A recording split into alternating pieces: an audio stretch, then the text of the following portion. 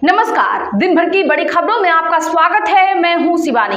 आज की खबरों में बात होगी बिहार में बहुत जल्द बड़ा सियासी उलटफेर तय, नीतीश से मिले तेजस्वी के विधायकों की, और बंगाल में 9 घंटे 7 इलेक्शन अधिकारी बनाए रखे गए बंधक, भारी बवाल, ममता ने बताया ज्ञानेश की नाकामी की।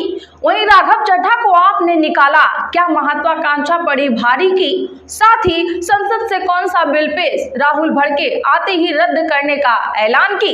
वहीं टीएमसी को उखाड़ने गए शाह को घेरा, दिखाए गए काले झंडे की। और खबर के अंत में बात होगी ट्रंप के जीत के दावे की ईरान ने बनाई बत्ती की। इसी के साथ आज दिन भर की सभी बड़ी और प्रमुख खबरों को जानेंगे विस्तार से। उससे पहले एक नजर सुर्खियों पर। असम में कांग्रेस की रैली, राहुल गांधी ने संविधान का जिक्र कर लिए अडानी और पतंजलि के नाम, घोषणा पत्र किया जारी। चंडीगढ़ में बीजेपी ऑफिस को उड़ाने की कोशिश, पाक मेड ग्रेनेड यूज हुआ। घटना से जुड़े 2 और वीडियो सामने आए। सीएम मान बोले बीजेपी खुद ले अपनी जिम्मेदारी। फेक करेंसी पर सपा और भाजपा में छिड़ी राह, अखिलेश यादव ने पूछा इस वजह से हो रही बीजेपी एमएलए पर एक्शन में देरी। शाह की मौजूदगी में शुभेंदु का नामांकन, सीएम ममता पर बरसे गृह मंत्री। भवानीपुर में टीएमसी और बीजेपी कार्यकर्ताओं की हुई भिड़ंत। अधीर रंजन चौधरी ने दाखिल किया नामांकन, बोले विधानसभा में पहली बार आजमा रहा हूं अपनी किस्मत। राजस्थान में पंचायत और निकाय चुनाव में देरी पर राज्य निर्वाचन आयुक्त को अवमानना का नोटिस जारी। हाईकोर्ट ने पूछा तय सीमा के बाहर का आदेश कैसे जारी किया। 3 हफ्ते में सरेंडर करो, एनसीपी नेता को मारने के मामले में पूर्व सीएम अजीत जोगी के बेटे को तगड़ा झटका। आबकारी घोटाला के तहत केजरीवाल और सिसोदिया को दिल्ली हाईकोर्ट से जवाब दाखिल करने का मिला अंतिम मौका। नई जिम्मेदारी पर अनंत बोले ये सब हम जानबे नहीं करते। बाहुबली ने कहा महादंगल में 10 लाख लोग आएंगे, हार तो मेरी कुंडली में है ही नहीं। डोटासरा बोले पीएम मोदी को संन्यास ले लेना चाहिए, कहा देश और लोकतंत्र दोनों बच जाएंगे। आरसीए को मंत्री विधायकों के बेटों के एडजस्टमेंट का बताया केंद्र। लोकसभा में आज सीएपीएफ बिल हुआ पेश, राज्यसभा से हुआ पास, डिपुटेशन के नियम हुए तय, दावा अप्रैल के तीसरे हफ्ते फिर बुलाया जा सकता है सत्र। हिमाचल में चिट्टा तस्करों के पंचायत चुनाव लड़ने पर लगी रोक, प्रधान की जाएगी कुर्सी, सरकार ने कानून बदला, डिफॉल्टर ऑडिट रिकवरी वाले भी अयोग्य। 1 जनवरी से लागू होंगे सिम बाइंडिंग के नियम, सरकार ने डेडलाइन आगे बढ़ाई, इसमें व्हाट्सएप सिम कार्ड के बिना नहीं चलेगा। दिल्ली हाई कोर्ट में एएनआई ओपन एआई केस का फैसला रखा गया सुरक्षित, न्यूज एजेंसी ने खबरों के इस्तेमाल का लगाया आरोप। ओपन एआई बोला चैट जीपीटी पूरा आर्टिकल कॉपी नहीं करता। सुप्रीम कोर्ट की सुनवाई में पहुंच गए राष्ट्रपति ट्रंप, कहा दुनिया में जन्म के आधार पर नागरिकता देने वाले हम एकमात्र बेवकूफ हैं। भोजशाला मामले में 6 अप्रैल से रोज होगी सुनवाई, सभी याचिकाओं पर एक साथ दलीलें सुनेगा हाईकोर्ट। एएसआई की सर्वे रिपोर्ट पर आपत्तियां रखेगा मुस्लिम पक्ष। ईरान युद्ध के बीच गलत हरकत की तो करारा जवाब मिलेगा, राजनाथ सिंह की पाक को खुली चेतावनी। पेट्रोकेमिकल प्रोडक्ट्स पर इंपोर्ट ड्यूटी हुई खत्म, अमेरिका और इस्राइल साथ ही ईरान जंग के बीच सरकार का लिया गया बड़ा फैसला, प्लास्टिक, टेक्सटाइल और ऑटो सेक्टर को बड़ा फायदा। चलिए जानते हैं बड़ी और प्रमुख खबरों को विस्तार से। उससे पहले वीडियो को लाइक करें, साथ ही आपसे रिक्वेस्ट खबरों को आखिर तक जरूर देखें।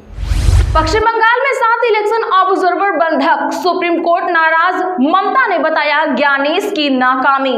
बता दें कि सुप्रीम कोर्ट ने आज पश्चिम बंगाल के मालदा जिले में एसआईआर से जुड़े 7 इलेक्शन ऑब्जर्वर को बंधक बनाए जाने की घटना पर नाराजगी जताई है। कोर्ट ने कहा कि उन्हें 9 घंटे बंधक बनाकर रखा गया, खाना पानी तक नहीं मिला। ये घटना सोची समझी और भड़काऊ लगती है। हमें पता है कि उपद्रवी कौन है, इसका मकसद न्यायिक अधिकारियों का मनोबल गिराना और चुनावी प्रक्रिया को बाधित करना है। से जय सूर्यकांत और जस्टिस जयमाल्या बागची और जस्टिस विपुल एम पंचोली की बेंच ने कहा कि राज्य में कानून व्यवस्था ढक गई है। बेंच ने राज्य के गृह सचिव, डीजीपी और अन्य अधिकारियों से उनकी निष्क्रियता पर जवाब मांगा है। दरअसल बता दूं कि 7 न्यायिक अधिकारी बीते दिन मालदा के बीडीओ ऑफिस पहुंचे थे। इनमें 3 महिलाएं थीं। तभी वोटर लिस्ट में नाम काटने के विरोध में हजारों लोगों ने ऑफिस को घेर लिया। मालदा में लगातार आज दूसरे दिन भी विरोध प्रदर्शन प्रदर्शन जारी है। आज गुरुवार को नारायणपुर स्थित बीएसएफ कैंप के सामने भीड़ इकट्ठा हो गई है। तीनों ने नेशनल हाईवे 12 को जाम कर दिया, सड़क पर टायरों में आग लगा दी गई है। वहीं अब इस घटना पर आपत्ति जताते हुए पश्चिम बंगाल विधानसभा चुनाव की सरगर्मी के बीच मुख्यमंत्री ममता बनर्जी ने एक बार फिर चुनाव आयोग पर बड़ा हमला बोला है। मुख्यमंत्री ने आरोप लगाया कि आयोग अपने अधिकारियों की रक्षा करने में पूरी तरह नाकाम रहा। ममता बनर्जी मुर्शिदाबाद में सागरदीही में एक चुनावी रैली को संबोधित करते हुए ये बातें कही हैं।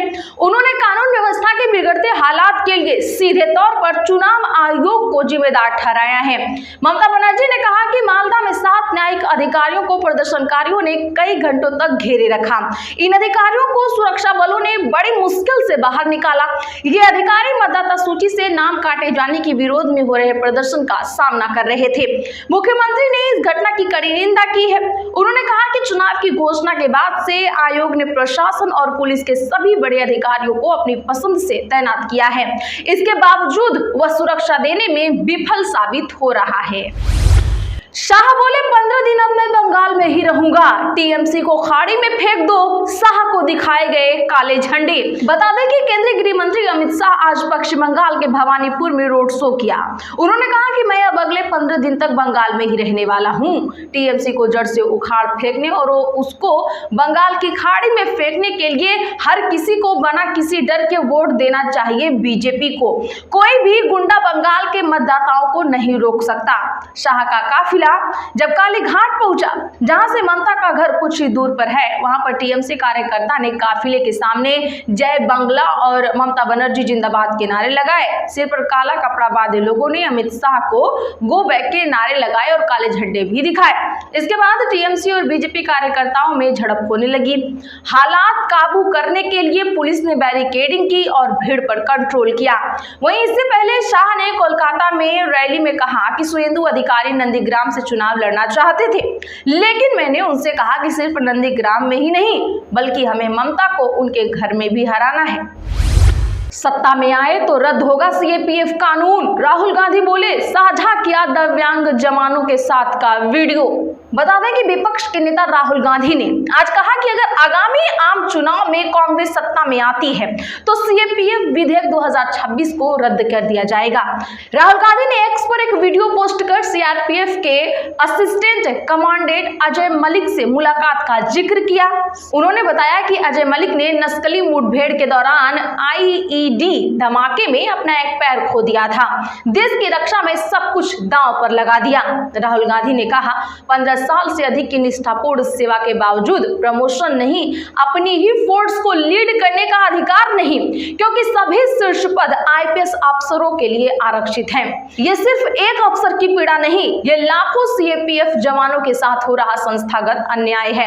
वहीं उन्होंने आगे कहा ये जवान सीमाओं पर तैनात रहते हैं, आतंक और नस्लवाद से लोहा लेते हैं, लोकतंत्र के उत्सव चुनावों को सुरक्षित बनाते हैं, लेकिन जब इनके अधिकार और सम्मान की बात आती है तो व्यवस्था इनसे मुंह फेर लेती है। लोकसभा में नेता विपक्ष ने कहा खुद सीएपीएफ के जवान इस भेदभाव के विरुद्ध हैं, सुप्रीम कोर्ट तक इन व्यवस्थाओं पर सवाल उठाए हैं, फिर भी वर्तमान सरकार इसी अन्याय को कानूनी रूप से अस्थायी बनाने पर आमादा है। नीतीश से मिले तेजस्वी के बागी विधायक इस्तीफे के बाद भी सीएम को मिलेगी Z+ सिक्योरिटी। बता दें कि बिहार की सियासत में जल्द ही बड़ा उलटफेर होने वाला है। सूत्रों के अनुसार सीएम नीतीश 10 अप्रैल को राज्यसभा की सदस्यता ग्रहण करेंगे। इसके बाद 14 अप्रैल को मुख्यमंत्री पद से इस्तीफा दे देंगे। इसके साथ ही 18 तारीख तक बिहार में नई सरकार का गठन होगा। सीएम के इस्तीफे की चर्चाओं के बीच उनकी सिक्योरिटी को लेकर बड़ा फैसला किया गया है। मुख्यमंत्री पद से इस्तीफे के बाद भी नीतीश कुमार को Z+ कैटेगरी की सिक्योरिटी मिलेगी। बिहार सरकार के गृह विभाग ने इसे लेकर अधिसूचना जारी की है। इस अधिसूचना में नीतीश कुमार के मुख्यमंत्री पद से इस्तीफे का भी जिक्र है। लेटर में लिखा गया है कि बिहार विधान परिषद के सदस्य और मुख्यमंत्री बिहार के पद से त्याग पत्र देकर राज्यसभा सदस्य की सदस्यता ग्रहण करेंगे। इधर तेजस्वी के बागी विधायक फैसल रहमान ने आज सीएम हाउस में नीतीश कुमार से मुलाकात की है। 16 मार्च को हुए राज्यसभा चुनाव में ढाका विधायक फैसल रहमान वोट देने नहीं पहुंचे थे। ट्रंप बोले ईरान पर जीत हमने हासिल की, उनकी सेना अब हमारे कंट्रोल में। ईरान ने ट्रंप के दावे पर जताई आपत्ति। बता दें कि अमेरिकी राष्ट्रपति डोनाल्ड ट्रंप ने आज राष्ट्र के नाम एक संबोधन दिया। उन्होंने दावा किया कि अमेरिका को ईरान जंग में जीत मिली है। साथ ही ये चेतावनी भी दी कि अमेरिका 2 से 3 हफ्ते में ईरान पर एक बड़ा वार करने वाला है। ट्रंप ने आगे कहा कि ईरान की मिसाइल ड्रोन क्षमता और नौसेना खत्म हो गई है, सैन्य ताकत काफी कमजोर हो गई है। इस सैन्य अभियान का अहम मकसद पूरा होने वाला है। ट्रंप ने यह भी चेतावनी दी कि अगर समझौता नहीं हुआ तो अमेरिका ईरान को स्टोन एज यानी पाषाण काल में भेज देगा। हालांकि उन्होंने ये दावा भी किया कि ईरान में सत्ता परिवर्तन हो चुका है और नई लीडरशिप पहले से कम कट्टर है। ट्रंप ने 19 मिनट का भाषण दिया, इसमें कोई नया ऐलान नहीं किया, वही बातें दोहराई जो पिछले कुछ समय से वो कहते रहे हैं। ट्रंप के दावे पर अब ईरान की सेना ने कहा है कि वह इस जंग को तब तक जारी रखेगा जब तक अमेरिका और इसराइल को हमेशा के लिए पछतावा नहीं हो जाता। ईरान के सैन्य मुख्यालय के प्रवक्ता इब्राहिम जाल्फगारी ने कहा है कि अमेरिका और इसराइल ने ईरान की ताकत को कम आंका है। उन्होंने चेतावनी दी कि आने वाले दिनों में और ज्यादा बड़े और खतरनाक वार किए जाएंगे। आपने राघव चड्ढा को राज्यसभा उपनेता पद से हटाया, कहा सदन में पार्टी की तरफ से नहीं बोलेंगे। दरअसल बता दें कि आम आदमी पार्टी ने आज सांसद राघव चड्ढा को राज्यसभा के उपनेता पद से हटा दिया है। उनकी जगह पर पोस्ट राज्यसभा सांसद अशोक मित्तल को मिली है। पार्टी ने राज्यसभा सचिवालय को पत्र लिखकर यह जानकारी दी। लेटर में कहा कि सदन में पार्टी की तरफ से बोलने का समय ना दिया जाए। राघव 2022 से पंजाब से राज्यसभा सांसद हैं। उनका कार्यकाल 2028 तक है। पार्टी ने इस फैसले की वजह नहीं बताई है। हालांकि उन्होंने लंबे समय से पार्टी से दूरी बना ली थी और आपको लेकर कोई बयान नहीं दे रहे हैं। आज के लिए बस इतना ही। ऐसी ही खबरों के लिए चैनल सब्सक्राइब कर लें और बगल में घंटी के निशान को जरूर दबा लें। वीडियो को लाइक और शेयर करना ना भूलें।